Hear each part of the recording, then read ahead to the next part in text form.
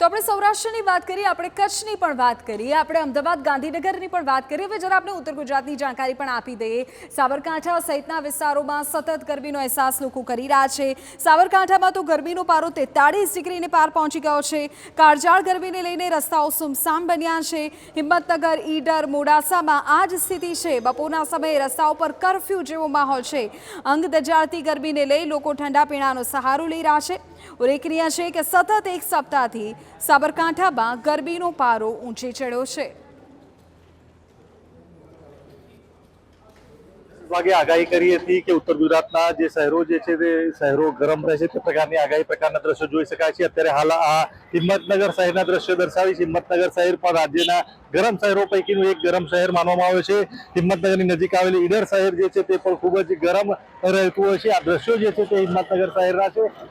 આ હિંમતનગર શહેરના હાર સમાન વિસ્તાર છે। આ વિસ્તારમાં વહેલી સવારથી 11 વાગ્યા સુધીનો સમય જે છે તે લગભગ ભીડભાડ વાળો હશે। લગભગ અહીં અવર જવર પણ મોટી સંખ્યામાં રહેતી હોય છે। પરંતુ આ બપોરના દ્રશ્યો જોઈ શકાય છે। આ ગરમીના દ્રશ્યો છે, જે પ્રકારે સુમસામ જે રસ્તાઓ થયા તે પ્રકારના દ્રશ્યો જોવા મળે છે। હિંમતનગર શહેર અને ઈડર શહેરના મોટાભાગના જે વિસ્તાર છે, મોટાભાગના રસ્તાઓ છે, જે આ જ પ્રકારે સુમસામ જોવા મળતા હોય છે। હવામાન વિભાગે પણ ઓરેન્જ એલર્ટ આજે જાહેર કર્યું હતું અને શનિવાર જે છે તે શનિવારની ગરમી પણ આખરી ગરમી બની રહેશે તે પ્રકારની આગાહી કરવામાં આવી હતી। તે જ પ્રકારના દ્રશ્યો જે છે તે ઉત્તર ગુજરાતના શહેરોમાં પણ જોવા મળી રહ્યા છે।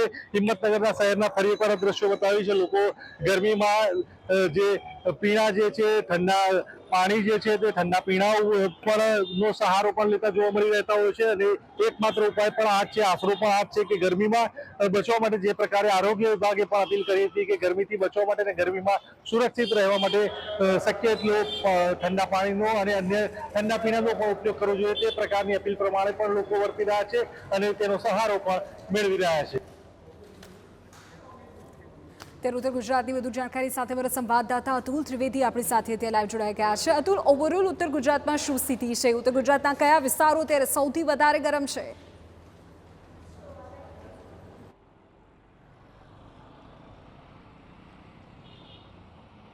જી, જે પ્રકારે હવામાન વિભાગની આગાહી છે ને હીટ વેવની આગાહી છે, ત્યારે ગઈકાલે છે એ સમગ્ર રાજ્યમાં સૌથી જે વધુ ગરમ શહેર રહ્યું હોય તો એ ડીસા છે। એટલે કે બનાસકાંઠામાં ગરમીનો પારો છે એ આજે પણ 44 ડિગ્રી છે।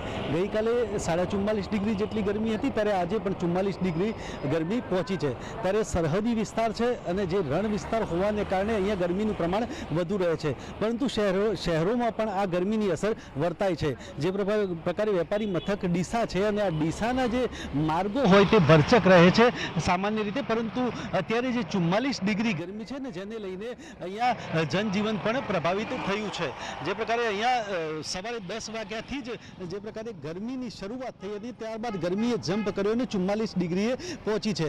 ત્યારે ખાસ વાત કરવામાં આવે તો જે પાટણ છે, મહેસાણા છે અથવા તો સમગ્ર ઉત્તર ગુજરાત છે, ત્યાં 43 ડિગ્રી ઉપરના જે ગરમીનો પારો ગયો છે અને જેને લીધે લોકો પણ ગરમીથી અત્યારે જે ત્રાહિમામ પોકારી રહ્યા છે। ત્યારે ક્યાંક ને ક્યાંક જે લોકો પણ હોય છે તે ગરમીથી બચવા માટે અથવા તો જે ગરમીને કારણે જે ઠંડક માટેના જે શોધતા હોય છે, ત્યારે અહીંયા જે ગરમીમાં કેટલાક યુવાનો પણ બહાર નીકળે છે। તેમની કેવી ગરમી છે છેલ્લા 2 દિવસ? કાકા, ગરમી પડે ખતરનાક। જો અત્યારે ગાડી કોઈ બહાર પડી એની ઉપર પાપડ મૂકવામાં આવે ને તો પાપડ પણ શેકાઈ ગયા, એટલી ખતરનાક ગરમી પડે છે।